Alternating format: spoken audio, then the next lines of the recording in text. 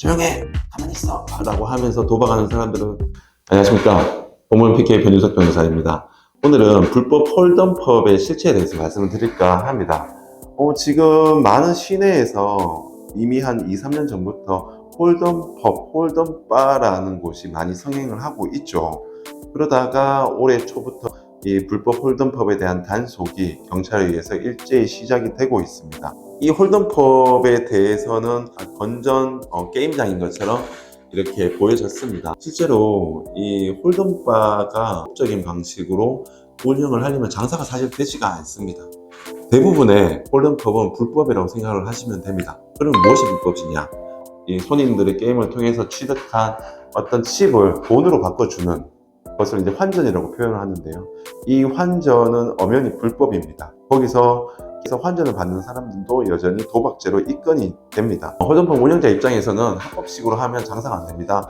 운영자 입장에서 입장료로서 대략 한 10만 원을 받는다고 했을 때 손님은 게임을 해서 음료수값 입장료로 10만 원을 냈는데 어떤 이익도 없이 그냥 게임하고 간다? 손님들도 역시 게임을 통해서 칩을 얻었는데 이게 돈으로 환전이 안 되면 어떤 홀덤펍을 가고 싶다는 유인 효과를 얻지 못할 것입니다. 많은 홀덤펍에서는 이 환전을 대부분 해주고 있고요. 경찰은 불법성을 인지하고 많이 단속을 하고 있고 많은 뉴스에서 나오고 있습니다. 홀덤펍을 운영하는 분들의 특징을 보면 예전에는 홀덤펍이 생기기 전에 4인승 게임장이 우리나라에서 정말 많이 유행을 했습니다.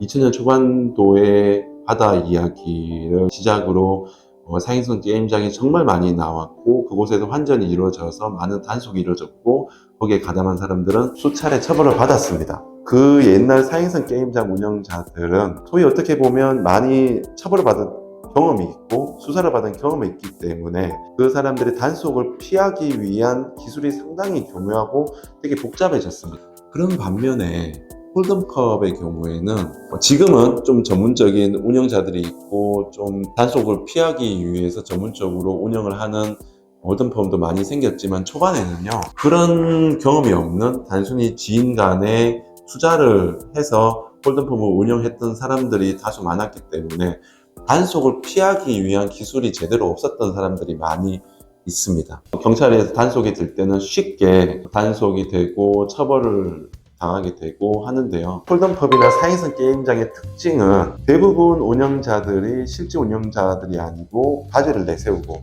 뒤에 실제 운영자들이 있고요. 거의 실업주라고 하죠. 별개로 이 수익금에 대해서 민감합니다. 경찰은, 수사기관은 실업주가 누구인지 그리고 운영을 통해서 벌어들인 수익금이 얼마인지를 초점을 두고 수사를 시작을 하고 거기 대응해서 홀덤펍 운영자들은 실업주를 숨기기 위해서 그리고 수익금을 최소화하기 위해서 정말 치밀하게 준비를 합니다. 이 초반에 홀덤펍 운영자들은 거기에 대해서 단속을 피하는 기술이 없어서 쉽게 실업주가 노출이 되고 쉽게 수익금이 본인들 명의 계좌로 수익금을 취한 나머지 계좌가 이제 압수수색이 돼서 수익금은 그대로 이제 드러나는 경우가 많죠.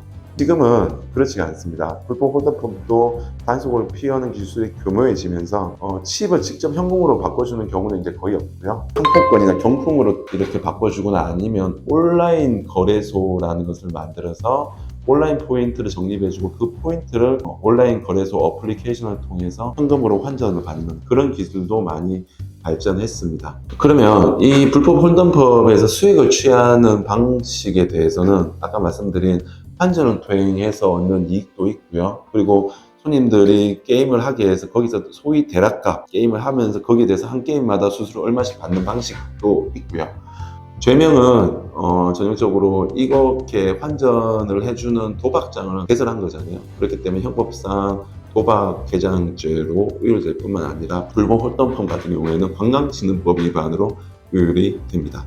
이 불법 홀덤펍 같은 경우에도 거기에 관여된 사람은 꽤 많이 있습니다. 딜러들이 있을 것이고 서빙하는 직원도 있을 것이고 단속을 회피하기 위해서 마음을 보는 사람도 있고요. 화면 계좌를 쓰는 경우에는 잠재 그러니까 대포 계좌를 구해주는 사람도 있을 것이고 그리고 무엇보다 특징은 전문 도박꾼을 섭외를 합니다.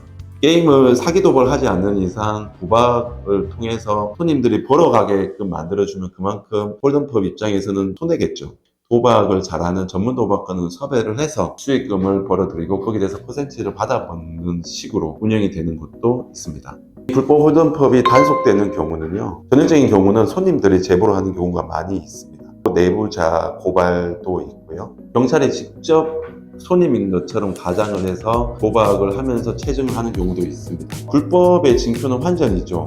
환전에 대한 증거를 체증하기 위해서는 실제로 환전하는 모습을 영상으로 촬영하는 것이 수사기관에서는 필수적인 증거 확보 수단입니다. 실제로 제보자를 통해서나 아니면 내부 고발자를 통해서나 환전하는 영상을 체증해 와라 라고 해서 환전 영상을 기초로 법원으로부터 압수영장을 받아서 실제 홀덤펍에 경찰들이 압수수색을 진행을 합니다.